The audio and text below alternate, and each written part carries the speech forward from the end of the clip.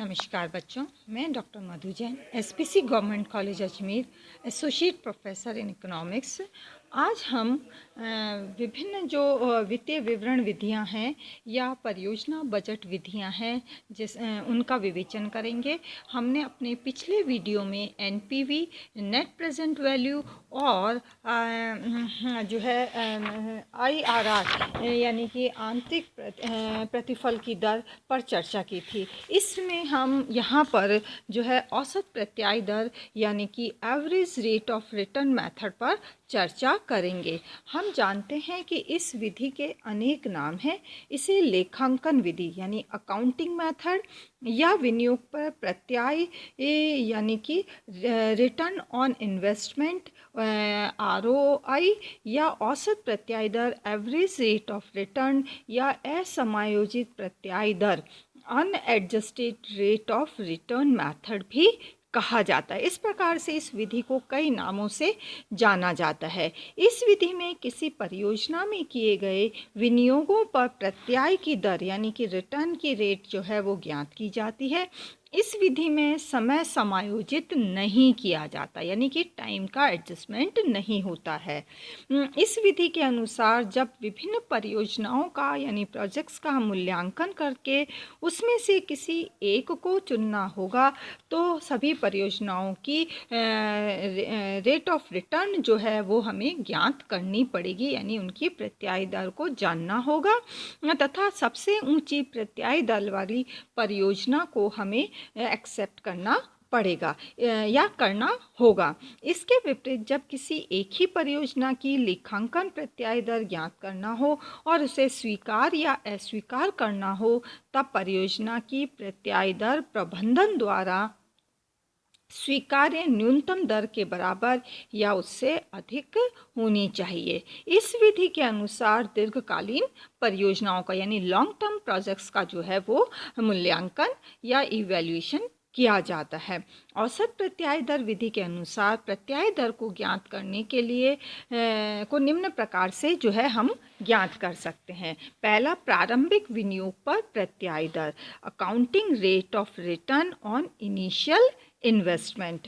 प्रारंभिक विनियोग पर प्रत्याय की दर विनियोग एवं विनियोगों पर अनुमानित औसत शुद्ध आय का अनुपात होती है जिसकी गणना हम इसे सूत्र रूप में इस प्रकार से बता सकते हैं। अकाउंटिंग रेट ऑफ रिटर्न या ARR मेथड। इसमें जो है ये होता है estimated average net annual income after depreciation and taxes divided by initial investment into 100। अर्थात जो भी घिसावट और करों को चुकाने के बाद जो एवरेज नेट एनुअल इनकम अनुमानित की जाती है उसमें हम प्रारंभिक विनियोग से विभाजित कर देते हैं और 100 से मल्टीप्लाई करेंगे तो हमारी एवरेज रेट ऑफ रिटर्न या अकाउंटिंग रेट ऑफ रिटर्न जो है वो ज्ञात हो जाती है।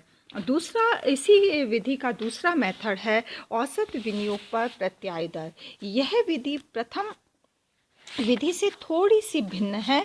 इसके अंतर्गत भी हम पूर्व विधि के अनुसार ही औसत शुद्ध आय की गणना करते हैं। इस औसत शुद्ध आय का अनुपात प्रारंभिक विनियोग से निकालकर हम औसत विनियोग से निकालते हैं।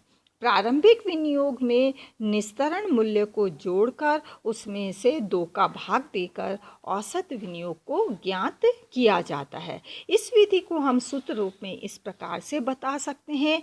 ARR equal to estimated average net income after depreciation and tax divided by average investment. यानी कि हमने अपनी प्रारंभिक विनियोग पर प्रत्याय विधि में जो है प्रारंभिक विनियोग से उसे डिवाइड किया था, लेकिन यहाँ पर हम औसत विनियोग से डिवाइड करते हैं। हम या दूसरे शब्दों में से डिवाइड करते हैं और फिर इस जो भी हमारा परिणाम आता है उसको हम 100 से मल्टीप्लाई करते हैं। और इसे हम इस तरह से भी बता सकते हैं ARR equal to average annual income minus average annual depreciation divided by average investment into 100। और इस प्रकार से एक और मेथड है जिसके अनुसार हम इसको निकाल सकते हैं, वो है ARR equal to average annual income minus initial investment minus scrap value. इसको डिवाइड करेंगे life of project whole the divided by 1 divided by 2 into initial investment plus scrap value. इस प्रकार से हम जो है अपने किसी भी परियोजना का मूल्यांकन करने के लिए औसत प्रत्याय दर या लेखांकन प्रत्याय दर का हम प्रयोग कर सकते हैं। हमें कौन सी परियोजना को स्वीकार करना है, कौन सी परियोजना को अस्वीकार करना है, वो इसके माध्यम से हम ज्ञात कर सकते हैं। सामान्यतः जिसमें प्रत्याय दर सबसे ऊंची होती है उस परियोजना को हम स्वीकार करते हैं। इस प्रकार से इस औसत प्रत्याय दर के कुछ मेरिट्स हैं, कुछ गुण हैं जिनका विवेचन हम इस प्रकार से कर सकते हैं। औसत प्रत्याय विधि के गुण यानी कि merits of average rate of return. पहला, सरल, ये विधि बहुत ही सरल है।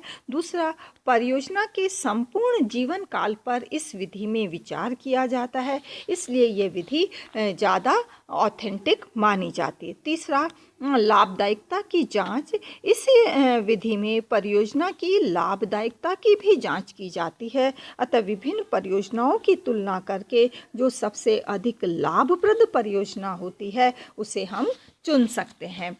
तीसरा है ह्रास के बाद शुद्ध आय पर विचार। इस विधि में शुद्ध आय की गणना करने के लिए जो भी डेप्रिसिएशन की राशि है उसे घटा दिया जाता है, जो कि सैद्धांतिक दृष्टि से काफ़ी महत्वपूर्ण और सही है।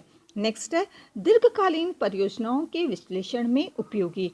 यह विधि दीर्घकालीन परियोजनाओं के विश्लेषण में उपयोगी रहती है क्योंकि इस विधि में परियोजनाओं की संपूर्ण जीवन अवधि पर ध्यान दिया जाता है, इसलिए ये विधि अल्पकालीन ना होकर दीर्घकालीन परियोजनाओं के विश्लेषण के लिए काफ़ी महत्वपूर्ण बन जाती है।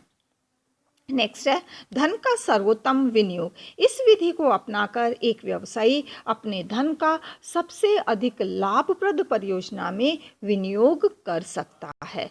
लेकिन इन गुणों के होते हुए भी, इन मेरिट्स के होते हुए भी इसका अभिप्राय ये नहीं है कि ये विधि सर्वोत्तम है। अर्थात औसत प्रत्याय विधि के भी कुछ दोष हैं, यानी कि demerits of average rate of return. Number 1, मुद्रा के समय मूल्य पर विचार नहीं। यह विधि मुद्रा के समय मूल्य पर विचार नहीं करती है।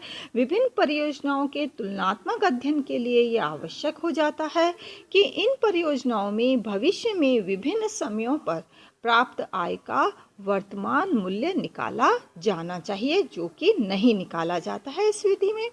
दूसरा, व्यावसायिक लाभों पर पड़ने वाले सूक्ष्म प्रभावों की जांच संभव नहीं है। इस विधि द्वारा व्यवसाय के कुल लाभों पर पड़ने वाले जो माइक्रो इफेक्ट्स होते हैं उनको नहीं मापा जा सकता है, अतः इस विधि में व्यवसाय के लाभों को औसत रूप से ही देखा जाता है, जो कि थोड़ा सा अनुचित हो जाता है। तीसरा है विनियोग की उचित दर का निर्धारण संभव नहीं है। इस विधि में ये बताना भी कठिन होता है कि विनियोग पर जो रिटर्न प्राप्त हो रही है वह उचित है अथवा नहीं।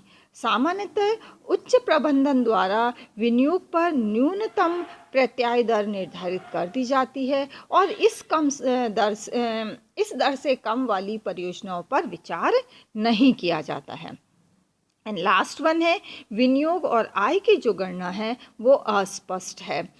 इस विधि में प्रयुक्त सूत्रों में आय विनियोग शब्दों का जो प्रयोग किया गया है उसके अनेक अर्थ होते हैं, अतः आय और जो विनियोग की धारणा है वो इस विधि में स्पष्ट नहीं बताई गई है, अतः इस विधि में निश्चितता का भी गुण नहीं पाया जाता। इस प्रकार से हम देखते हैं कि यह विधि कई सारी दोषों को भी अपने साथ रखती है, लेकिन फिर भी ये विधि अन्य विधियों से थोड़ी उचित कही जा सकती है क्योंकि इसमें किसी भी परियोजना पर संपूर्ण जीवन अवधि पर विचार करते हुए उसके लाभ और उसका मूल्यांकन, विभिन्न परियोजनाओं का मूल्यांकन किया जाता है। Thank you.